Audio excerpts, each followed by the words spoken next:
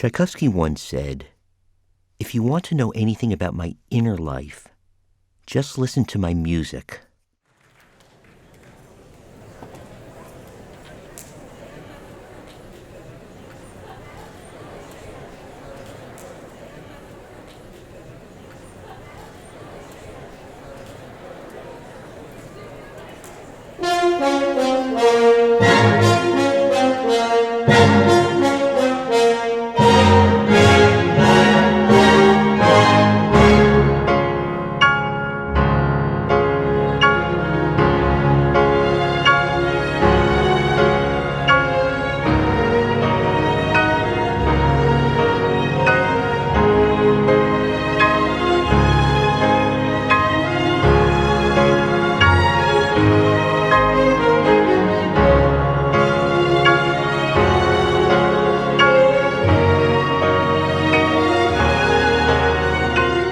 I feel pressed by unspeakable melancholic longings.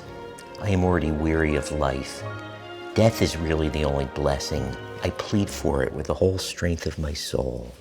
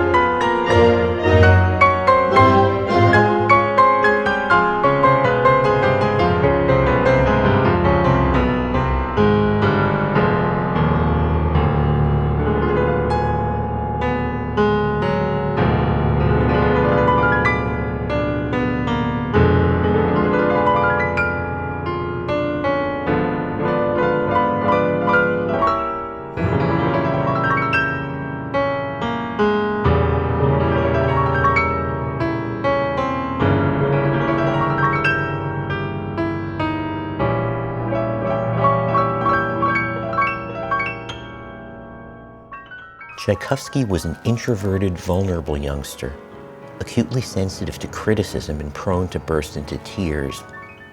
He grew into an emotionally troubled adult for whom composing music was the only effective coping mechanism. He once wrote, "I need work like I need air to breathe. As soon as I am idle, despondency overcomes me. I am dissatisfied with myself and even hate myself. Only work saves me. Without music, I would go insane."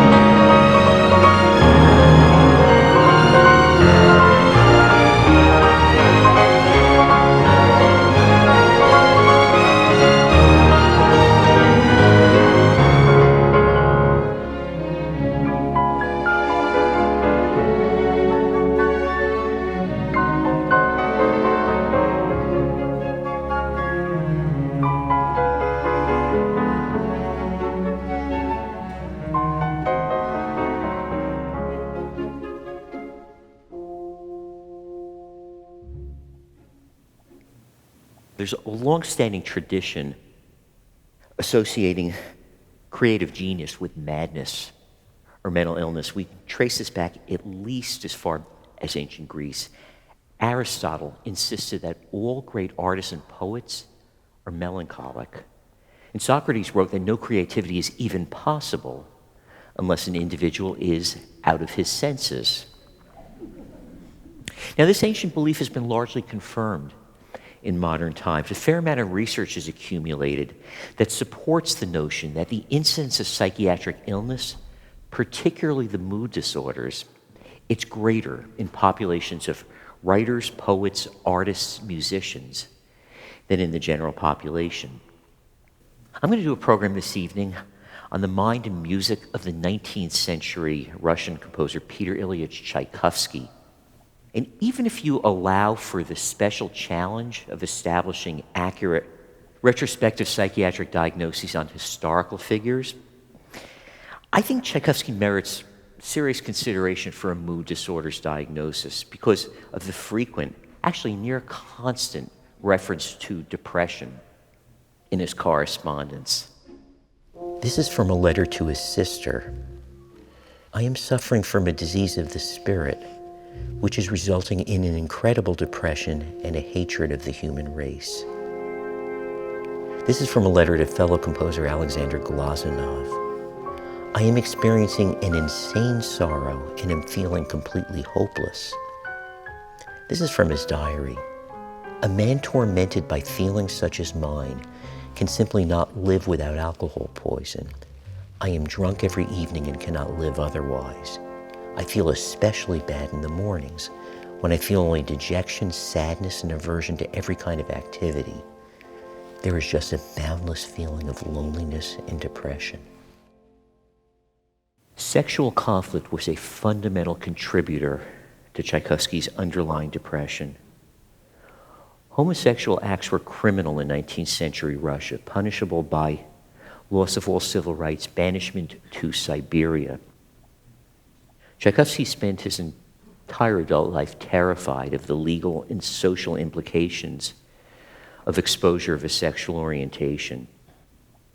His self-loathing about his sexuality is apparent in a letter that he wrote to his younger brother, Modeste, who's also gay.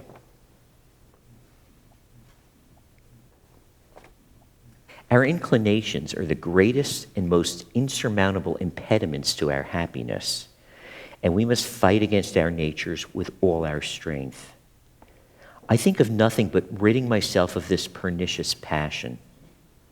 If there is the remotest possibility, try to be normal. At your age, you can still force yourself to love women. Try it at least once. Maybe it will work. Okay, Tchaikovsky, age 29, falls deeply in love with a young conservatory student named Edward Zach, a 15-year-old student. 15 is the age that Tchaikovsky found men, boys, to be at the peak of their sexual allure. Now, while he's involved with Edward Zach, he composes the overture to Romeo and Juliet. And that overture contains this sublime theme.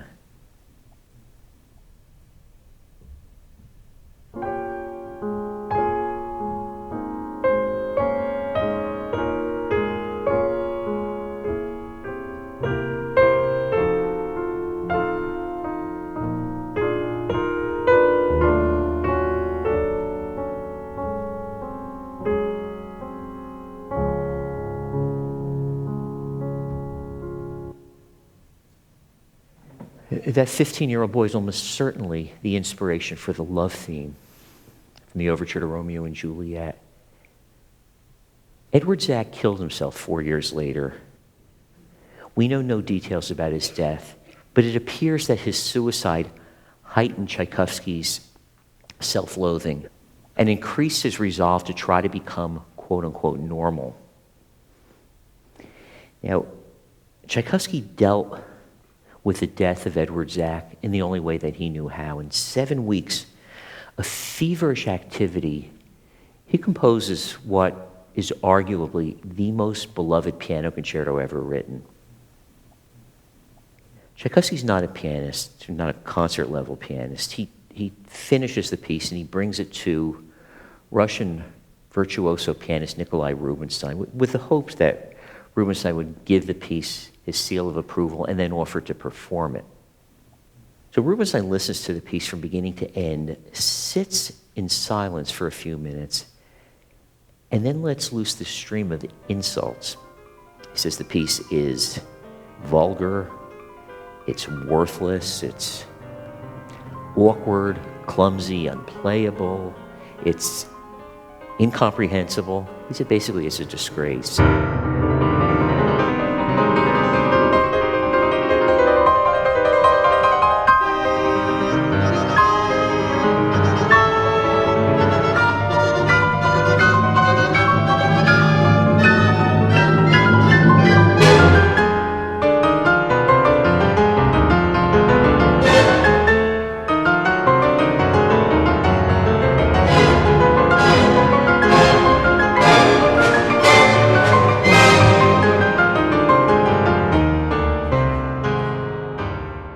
Tchaikovsky is shocked. He's stunned. He runs out of the room.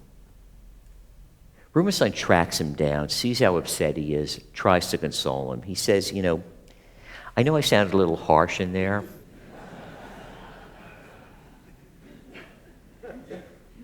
He says, I meant what I said. The piece is terrible. He says, but I'll tell you what, I will go over every measure with you. I'll revise, I'll edit the piano part. We'll figure out a way to salvage it, and then I'll perform it at the world premiere concert. Tchaikovsky says, I will not alter a single note. I will publish the piece exactly as it is written. This is one of the most famous anecdotes in the history of classical music. It's kind of ranks up there with the time that the Emperor Joseph, after hearing a performance of Mozart's opera, The Abduction from the Seraglio, he informed Mozart that the opera contained too many notes. This piece contains a structural anomaly. There's no precedent for it in any of their large-scale musical work. It starts with a majestic opening theme.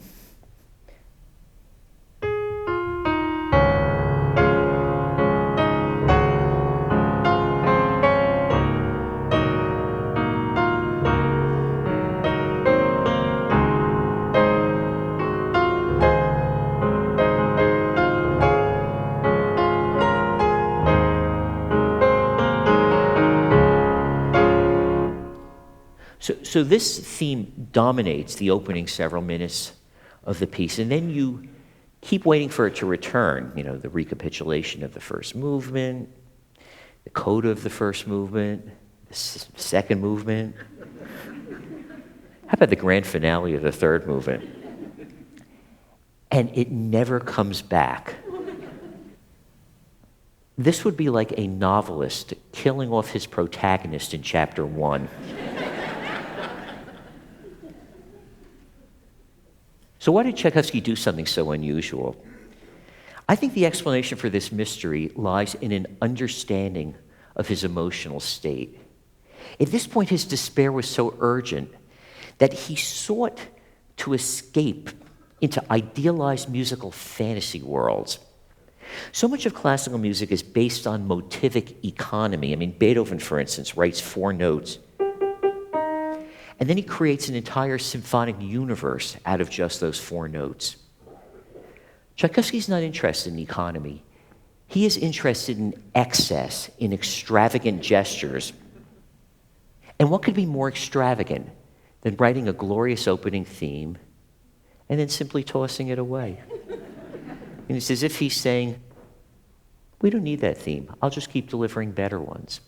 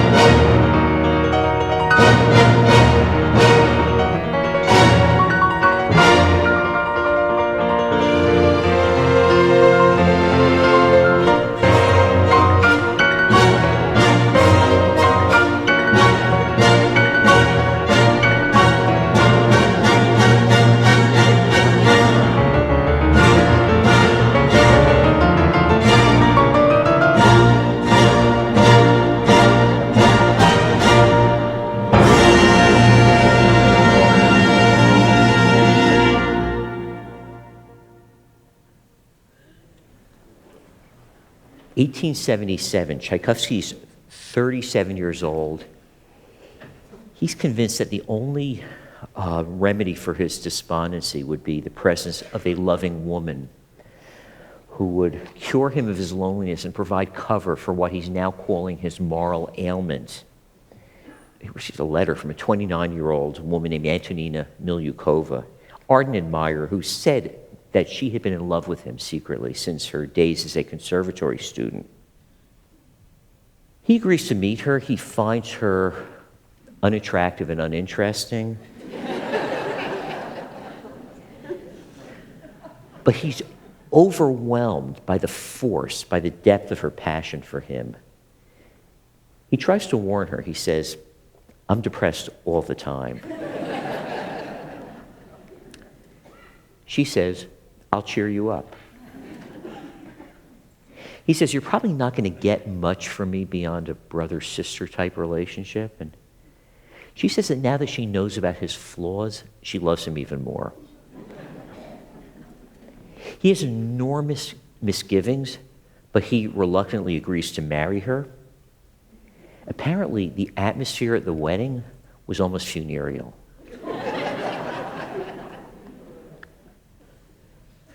And during the time that they were married, he lost the ability to compose. He wrote in his diary, "I am now living the life of a plant with music extinguished forever." He is desperate and contrives a way to end his misery. He concludes that he has to commit suicide, but decides that he needs to make his death appear accidental in order to spare his family from dishonor. On a chilly night, he leaves his home unnoticed, walks to the Moscow River, and wades waist-deep into the icy water. He immerses himself for as long as he can stand it, until he is convinced that he would contract a fatal case of pneumonia. As it turns out, he doesn't even catch a cold, but he arrives back home, tells his wife he had a fishing accident, and prays fervently for his death. On the verge of a complete breakdown, he leaves Moscow to see his brother Anatoly. By the time he arrives in St. Petersburg, he is in a delirious state, agitated, disoriented, barely conscious. He is examined by psychiatrist Dr. Belinsky, who advises Anatoly that if his brother is to have any hope of recovery, he can never see his wife again. Anatoly returns to Moscow and informs Antonina that her marriage of 9 weeks is over.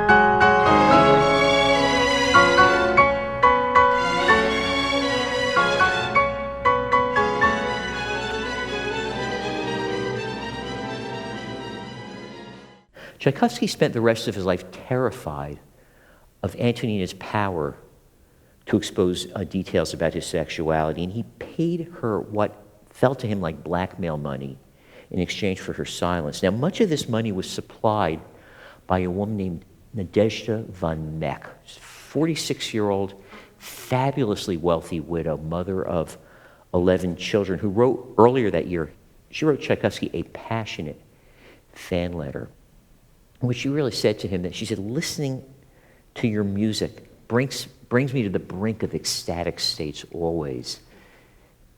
She proposed an arrangement for him. She told him that she wanted to give him a substantial monthly allowance, a very generous amount of money, but only on one condition, and that is that they never meet. And Tchaikovsky wrote back, "I think I can manage that."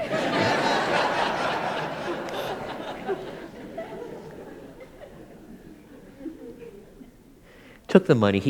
That allowed him to quit his teaching job, devote himself full-time to composing, and they embark on, he and Madame von Meck, an extraordinary epistolary relationship. Over the next 13 years, they exchanged more than 1,200 letters, and these were long, flowing, intimate letters. They weren't texting one another. They discussed everything, philosophy, aesthetics.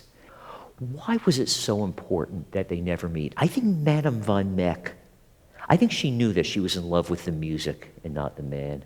I think she wanted to perpetually idealize this creative genius. And I think she sensed that she couldn't sustain this idealization were they to meet in person. Now, Tchaikovsky, for his part, through Madame von Meck's love letters and financial support, he was able to recapture that long-lost state of maternal dependency without having to actually physically be in the presence of a woman. Okay, 1891, Tchaikovsky's now 50 years old. He looks to be closer to 70. Alcoholism, chain-smoking unfiltered cigarettes, chronic stress, all took a significant toll on his appearance. He's at the peak of his creative powers. At this point, he's the most famous composer in the history of Russia. He's in demand all over the world. 1891 is the year that Carnegie Hall opened here in New York City. Opening night concert in Carnegie Hall, the music of Tchaikovsky, conducted by Tchaikovsky.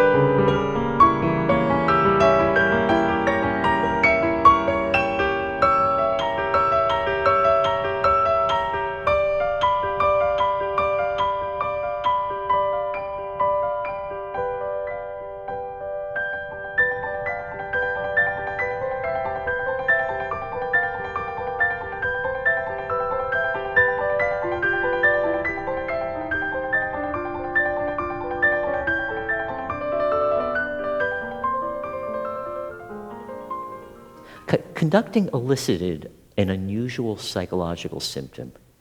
Whenever Tchaikovsky would stand on an elevated podium in front of an orchestra, he would become concerned that his head was going to detach from his neck and fall off.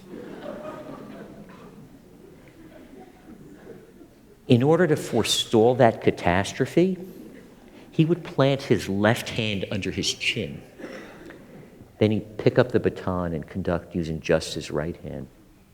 Now, Madame von Meck supported him through this and every other challenge. So one day she wrote a letter to him in which she said that she was on the verge of financial ruin and could no longer provide him with a subsidy. Tchaikovsky wrote back that he said, at this point, I'm earning so much money from conducting and composing, that I don't need your financial assistance anymore. I just look forward to continuing our correspondence. He never heard from her again. This extraordinary relationship for over 13 years, 1,200 letters, it came to an abrupt and mysterious end, and the mystery only deepened when it turned out that she hadn't lost her fortune. She was as wealthy as ever. Now, Madame von Meck's definitive rejection was experienced as a severe intrapsychic wound. Kind of recapitulated the twin traumas of Tchaikovsky's childhood.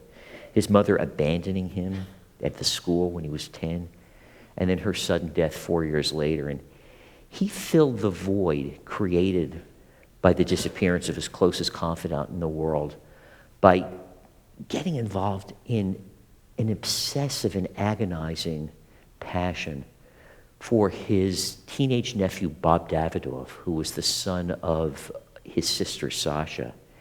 Now, by the time Bob turned 14, Tchaikovsky was overcome by uncontrollable lust. Listen to entries from his diary from around this time. Bob drives me mad with his unspeakable charm. How utterly ravishing he looks. I long for Bob and love him terribly. I have become inseparable from my wonderful, incomparable Bob. So he's racked by guilt over his sexual urges, and he writes, "What a monster I am. May God forgive me for my sinful feelings." Tchaikovsky decides to dedicate to his nephew the piece that would turn out to be his final composition, his Symphony No. 6. It's been nicknamed the Pathetique Symphony. 9 days after the world premiere of the Pathetique Symphony, the 53-year-old Tchaikovsky is dead. The official explanation was that he drank a contaminated glass of water and contracted a fatal case of cholera. But there were always serious doubts about the cholera explanation, and an alternative theory emerged that Tchaikovsky ended his life by ingesting poison in order to avoid scandalous revelations about his sexuality. I hear the final phrase of the Pathetique Symphony as the most eloquent suicide note ever written. Tchaikovsky, in his will, left a substantial amount of money to Antonina Milyukova, his former wife. Not long after he died, she had a nervous breakdown. She was diagnosed by psychiatrists with persecutory mania and chronic paranoia. She was institutionalized at the St. Petersburg Hospital for the Emotionally Disturbed, where she lived out the final decade of her life. Madame von Meck, according to her daughter, was devastated at the news of Tchaikovsky's death. She died 3 months after he did. Now, in their extensive and intimate correspondence, they never directly discussed the issue of sexuality. She was a pretty sophisticated woman. I think she knew what was going on. But she once posed the question to him, "Have you ever been in love?" You ask if I've ever been in love. I take you to mean non-platonic love. The answer is yes and no. If we rephrase the question slightly and ask whether I've ever known complete happiness in love, the answer is no, no, and no again. I think, in fact, that I answer that question in my music. But if you ask whether I appreciate the full power of this emotion, then I'll answer yes, yes, and yes again. And I would say that I've repeatedly tried to express in my music the torments and bliss of love.